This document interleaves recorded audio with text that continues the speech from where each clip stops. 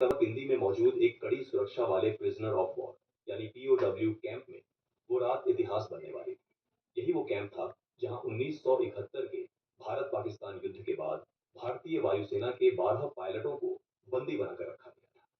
Camp की सुरक्षा इतनी सख्त थी कि कोई सोच भी नहीं सकता था कि यहां से कोई जिंदा बाहर निकल पाएगा। चारों तरफ ऊंची ऊंची दीवारें, दीवारों के ऊपर कांटीले तार, हर जगह हथियारबंद पाकिस्तानी सैनिक। लेकिन इसी नामुमकिन जगह पर तीन ऐसे भारतीय पायलट मौजूद थे जिनके इरादे किसी दीवार, किसी तार और किसी बंदूक से डरने वाले नहीं थे। वो इस जेल से कुछ इस तरह भागे जिसे देख पाकिस्तानियों के होश उड़ गए। इस कहानी की शुरुआत होती है 3 दिसंबर 1971 से, जब भारत और पाकिस्तान के बीच जोरदार युद्ध चल रहा था। जमीन पर भारतीय सेना हर मोर्चे पर पाकिस्तान को पीछे धकेल रही थी, लेकिन आसमान में हालात उतने आसान नहीं थे। पाकिस्तान के जफरवाल शहर के पास बना एक ऊंचा वॉच टावर भारतीय वायुसेना के लिए बड़ी परेशानी बन चुका था। वहां से पाकिस्तानी सेना भारतीय मूवमेंट पर नजर रखती थी और कई बार भारतीय विमानों पर सटीक फायरिंग भी की जाती थी। इस वॉच टावर को तबाह करने की जिम्मेदारी दी गई भारतीय वायुसेना के जाबाज पायलट दिलीप पारुलकर को। दिलीप पारुलकर अपने साहस, अनुशासन और हिम्मत के लिए जाने जाते थे। उन्हें पता था कि मिशन आसान नहीं है, लेकिन देश के लिए ये जोखिम उठाना जरूरी था। 10 दिसंबर 1971 को दिलीप पारुलकर अपने सुखोई 7 फाइटर जेट के साथ मिशन पर निकले। जैसे ही वो वॉच टावर के पास पहुंचे, पाकिस्तान की एंटी एयरक्राफ्ट गनों ने जबरदस्त फायरिंग शुरू कर दी। गोलियां सीधे उनके जेट की तरफ आ रही थी। कुछ ही पलों में उनका विमान बुरी तरह डैमेज हो गया। हालात बिगड़ते देख पारुलकर ने बिना समय गवाए इजेक्ट किया। उनकी जान तो बच गई, लेकिन किस्मत ने उन्हें दुश्मन की जमीन पर उतार दिया। जमीन पर उतरते वक्त पारुलकर पहले से घायल थे। दर्द से जूझते हुए वो खुद को संभाल ही रहे थे कि आसपास के पाकिस्तानी आम लोग वहां जमा होने लगे। भीड़ दुश्मन दुश्मन चिल्लाने लगी। देखते ही देखते लोगों ने उन्हें पीटना शुरू कर दिया। उनका सामान छीन लिया गया। चोट, थकान और मारपीट की वजह से पारुलकर वहीं बेहोश हो गए।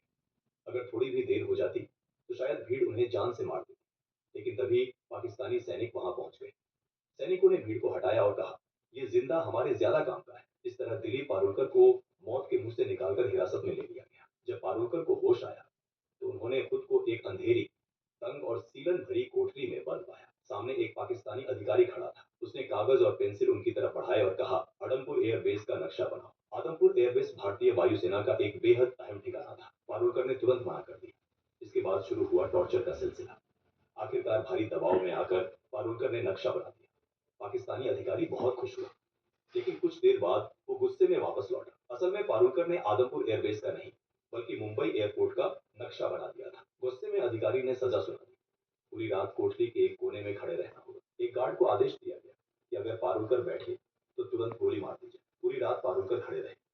शरीर जवाब दे रहा था, लेकिन गार्ड को उन पर तरस आ गया। उसने धीरे से कहा, सुबह तक बैठ जाओ, अगर कोई आएगा तो मैं खास दूंगा, तब तुम खड़े हो जाना। इसके बाद कई रातें पारुलकर ने उसी अंधेरी कोठरी में बिताई। लगातार टॉर्चर हुआ, लेकिन उन्होंने अपने मुंह से कुछ नहीं निकाला। आखिरकार पाकिस्तानी अधिकारी भी थक गए और कुछ दिनों बाद उन्हें बाकी भारतीय बंदियों के साथ एक ही कैंप में डाल दिया गया। यही था रावलपिंडी का पीओडब्ल्यू कैंप, जहां भारतीय वायुसेना के 12 पायलट कैद थे। यहाँ पारुलकर को पता चला कि बाकी साथियों के साथ भी ऐसा ही बर्ताव हुआ था। सबने दर्द सहा था, लेकिन किसी का हौसला नहीं टूटा था। इस कैंप के इंचार्ज थे उस्मान हामिद। वो भारतीय पायलटों के साथ सम्मान से पेश आते थे। हालांकि कई पाकिस्तानी अधिकारियों को ये बात भी 1971 को कैंप में खबर पहुंची। ढाका में पाकिस्तान ने सरेंडर कर दिया है। भारत युद्ध जीत चुका है। 93,000 पाकिस्तानी सैनिक भारत की कयाद में थे। कैंप में खुशी की लहर दौड़ गई। सबको लगा कि अब जल्द ही वो घर लौटेंगे। लेकिन दिलीप पारुलकर का मन कुछ और कह रहा था। उन्हें पता था कि कैदियों की अदला बदली में लंबा वक्त लग सकता है। उन्होंने साथियों से कहा, अगर हम यहाँ बैठे रहे तो शायद सालों लग जाए। क्यों ना हम खुद ही रास्ता निकालें। पहली बार किसी ने उनका साथ नहीं दिया, लेकिन पारुलकर हार मानने वाले नहीं। उनके दिमाग में एक बीज पड़ चुका था, आजादी का बीज। और यही बीज आने वाले महीनों में एक ऐसी योजना में बदलने वाला था जो रावलपिंडी की दीवारों को हिला देने वाली। 25 दिसंबर 1971 के बाद रावलपिंडी पीओडब्ल्यू कैंप में एक अजीब सी खामोशी फैल गई। बाहर की दुनिया में जंग खत्म हो चुकी थी, लेकिन इन 12 भारतीय पायलटों की लड़ाई अभी बाकी। सबको उम्मीद थी कि भारत और पाकिस्तान के बीच युद्ध बंदियों की अदला बदली जल्द होगी। लेकिन दिन बीतते गए, हफ्ते गुजर गए और कोई ठोस खबर नहीं आई।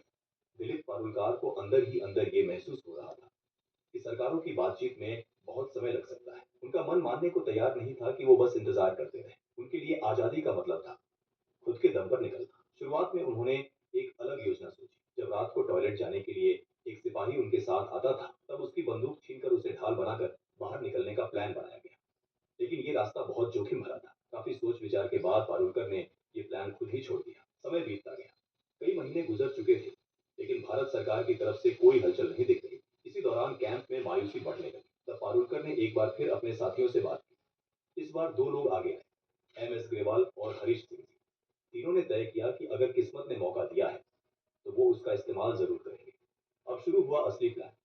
सबसे पहले उन्होंने कैंप के इंचार्ज उस्मान हदीद द्वारा दिए गए एटलस को ध्यान से पढ़ना शुरू किया। रात रात भर वो नक्शे देखते, रास्ते समझते और संभावनाएं तलाशते। प्लान साफ था, जेल से निकलने के बाद सीधे भारत पाकिस्तान बॉर्डर जाना बहुत खतरनाक था, क्योंकि युद्ध के बाद वहां सुरक्षा बेहद सख्त। इसलिए उन्होंने तय किया कि वो पहले अफगानिस्तान की तरफ जाएंगे और वहां से किसी तरह भारत पहुंचेंगे। अगला कदम था सही सेल चुनना। उन्हें ऐसा सेल चाहिए था जो कैंप की बाहरी दीवार के सबसे पास हो, जहां गार्ड कम आते जाते हो। काफी निरीक्षण के बाद उनकी नजर पड़ी सेल नंबर 4 पर। लेकिन उस सेल में शिफ्ट होना आसान नहीं था। यहीं पर पारुलकर की समझदारी काम आई। उनका व्यवहार गार्ड्स के साथ हमेशा ठीक रहा था। धीरे धीरे उनकी कुछ सिपाहियों से जान पहचान हो गई। उसी का फायदा उठाकर उन्होंने रिक्वेस्ट डाली और आखिरकार पारुलकर, ग्रेवाल और हरीश सिंह जी को सेल नंबर 4 में शिफ्ट कर दिया गया। इस सेल में पहले से एक और भारतीय पायलट मौजूद थे, विद्याधर शंकर चाटी। चाटी भागने के प्लान में शामिल नहीं होना चाहते थे, लेकिन वो इन तीनों की मदद करने को तैयार थे। और यही मदद आगे चलकर बेहद अहम साबित होने वाली थी। अब असली चुनौती थी दीवार में सुरंग बनाना। सेल की दीवार लगभग 18 इंच मोटी थी। बिना किसी औजार के इसे तोड़ना नामुमकिन था। लेकिन किस्मत एक बार फिर उनके साथ थी। किसी तरह उन्होंने एक कैंची और एक स्क्रू ड्राइवर चुरा लिया। हर रात ठीक 12 बजे से 1 बजे तक बेड के नीचे जाकर काम शुरू होता। एक आदमी दीवार कुरेदता, बाकी 3 पहरा देते। दीवार से निकलने वाली मिट्टी और सीमेंट को बेड के नीचे छुपा दिया जाता। सुरक्षा बढ़ाने के लिए उन्होंने सेल के अंदर लगे बल्ब का फ्यूज उड़ा दिया, ताकि गार्ड ठीक से देख ना सके। जेल में बल्ब बदलने की प्रक्रिया लंबी थी और इसका फायदा इन तीनों को मिला। एक रात खतरा बहुत करीब आ गया। एक गार्ड ने बाहर से झांक कर देखा और उसे लगा कि सेल में सिर्फ 3 पायलट हैं, जबकि उस वक्त हरीश सिंह जी बेड के नीचे थे। गार्ड ने आवाज लगाई, लेकिन तीनों ने सोने का नाटक किया। गार्ड भागकर इंचार्ज उस्मान हामिद को बुला ले गया। उसी पल सिंह जी चुपचाप बाहर निकले और लेट गए। जब उस्मान हामिद आए और चारों पायलटों को देखा, तो उन्होंने गार्ड को ही डांट दिया। दिन बीतते गए, हफ्ते महीनों में बदल गए।